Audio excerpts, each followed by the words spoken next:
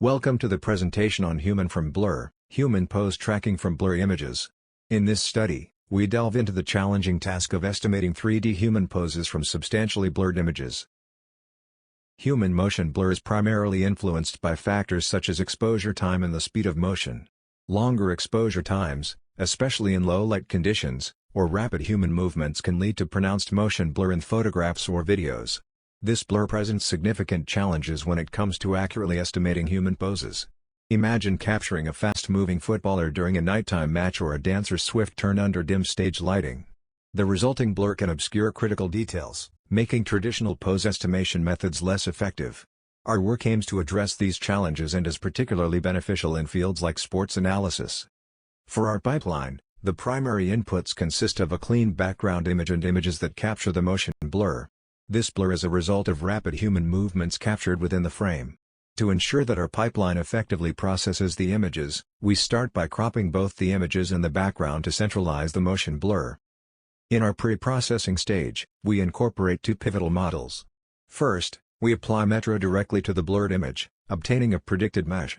This mesh is then fit into simple parameters through a registration process.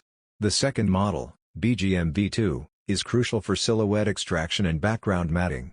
For BGMV2 to operate effectively, it requires both the foreground, which is the blurred image, and the background as inputs. Building upon our pre-processing, we use the extracted data as an initialization point for our next steps. We employ a differentiable renderer, which is adept at rendering both the foreground and a soft silhouette of the provided simple mesh.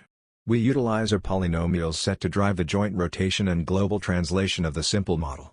An essential premise of our approach is the assumption that each blurred image can be decomposed into an average of a series of successive subframes.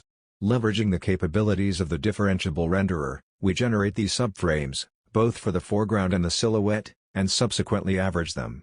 We compute loss terms using the input blur in the initially extracted silhouette.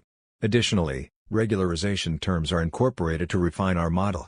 The optimization process employs the atom optimizer. To address the challenge of motion ambiguity, especially with a single blurred image input, we utilize a short temporal motion prior. This prior, trained on the amassed dataset and fixed during optimization, aids in calculating the loss and suppressing any aberrant motion outputs. The example of optimization result of each iteration is shown above. When dealing with multiple blur images, the challenge of ambiguity presents itself differently than with single-frame inputs. In this multi-frame context, the task becomes somewhat more straightforward.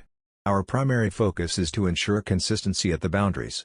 Specifically, we ensure that the joint rotation and translation remain constant between the last subframe of the current blurred image and the first subframe of the subsequent blurred image. This continuity ensures a seamless transition and smooth motion representation across frames. We show our results in comparison with other methods for semi-real samples from our leveraged BAST++ dataset.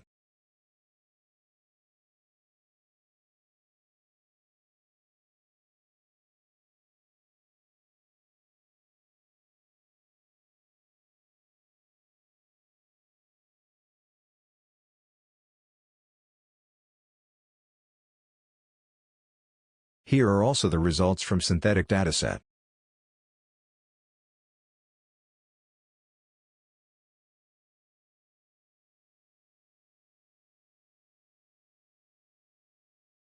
We present real sample analyses using 4 blurred frames as input.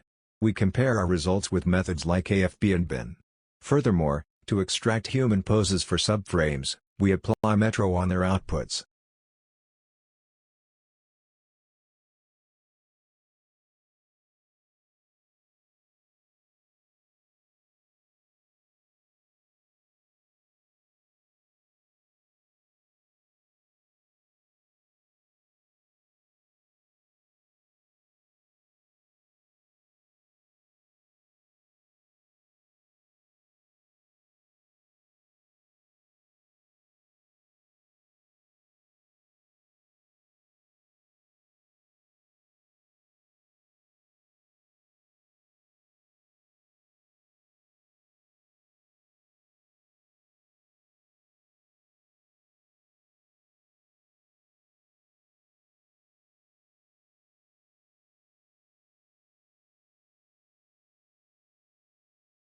We present results derived exclusively from our synthetic dataset. What's unique here is that we showcase textured results, offering a deeper understanding of our method. We use 40 subframes for single-frame examples. In this example, the motion could be well retrieved, even with the wrong leg pose in initialization. For this example, our method reveals correct directions of the joint's rotation. But the range of motion is not accurate.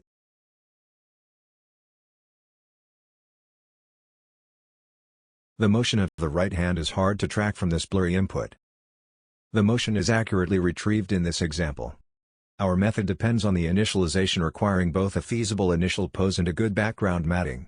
Moreover, also as shown in previous slides, the output texture is coarse. Thank you for watching.